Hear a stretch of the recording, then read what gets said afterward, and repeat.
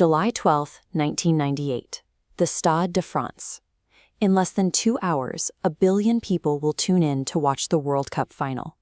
But down in the concrete tunnels beneath the pitch, a crisis is unfolding.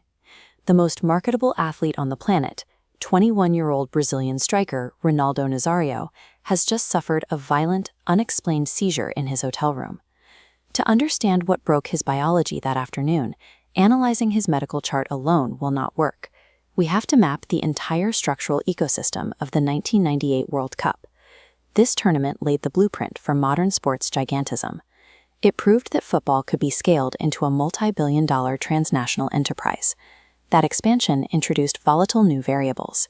An expanded 32-team format created grueling logistical demands. New tactical rules punished minor errors with instant elimination. And the geopolitical stakes placed on individual players reached an intensity that challenged the limits of human endurance.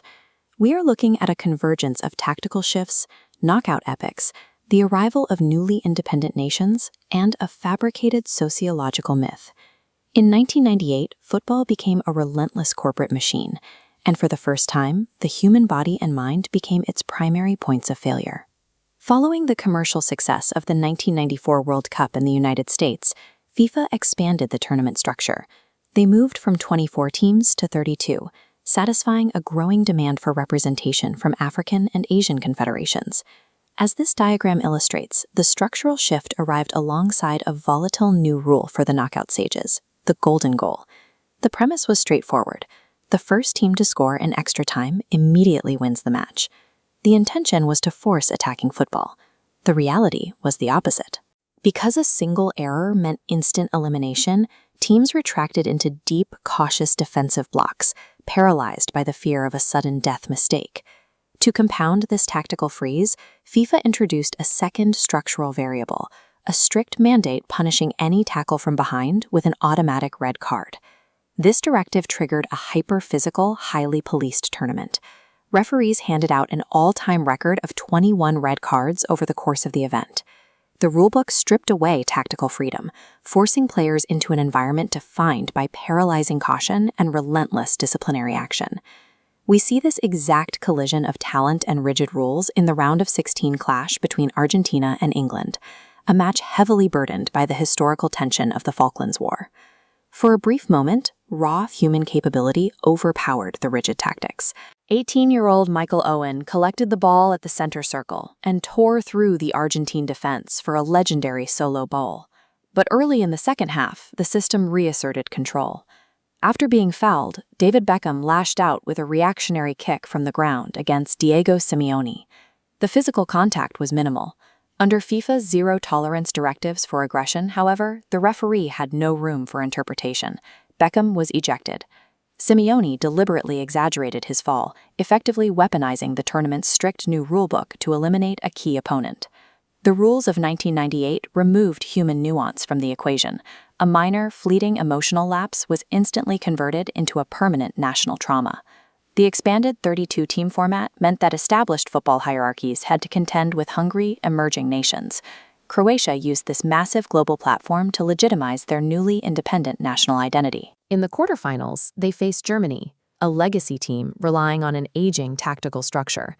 The harsh disciplinary rules of the tournament struck again. A German defender committed a foul just before halftime, received a red card, and triggered a catastrophic structural collapse for his team. Croatia's clinical 3-0 demolition exposed a legacy powerhouse in decline. For the German Federation, this shock defeat acted as the final catalyst, forcing them to confront the obsolescence of their aging squad and initiate a total restructuring of their youth system. By expanding the field, 1998 democratized the sport. It allowed agile geopolitical disruptors to dismantle legacy empires in real time. Which brings us back to the day of the final and the frantic timeline surrounding Ronaldo. Violent convulsions in the hotel, a desperate dash to the clinic, and a lineup sheet without him. Then, just 45 minutes before kickoff, he walked into the locker room, declared himself fit, and was inserted back into the starting 11. As this dashboard models, medical and sports analysts track 4 distinct pathways to explain his collapse through a systemic lens. First, the physiological variables. A potential cardiac syncope, a sudden drop in heart rate, could have briefly cut oxygen flow to his brain. Alternatively, doctors may have misdiagnosed an epilepsy attack, administering a heavy sedative called Gardinol that suppresses central nervous system activity. Then there are the systemic pressures. Brazil's federation had recently signed a massive $160 million contract with Nike, creating immense commercial pressure to play their star. Combine that with the crushing psychosomatic stress of a 21-year-old carrying an entire nation's expectations. On the pitch, the result was painfully visible. Ronaldo was lethargic, uncoordinated, and involved in a heavy collision with the French goalkeeper, confirming severe biological impairment. Ronaldo was a biological system that had finally reached its limit, failing at the intersection of extreme physiological stress and multi-million-dollar corporate expectations. While Brazil's locker room was consumed by medical chaos and trauma, the French national team approached the final with cold, calculated discipline.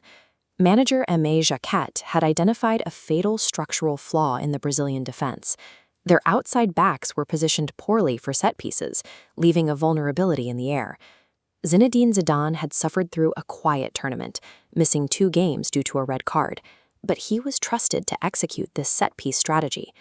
Twice before halftime, Zidane attacked that exact zonal weakness, scoring 2 nearly identical headers.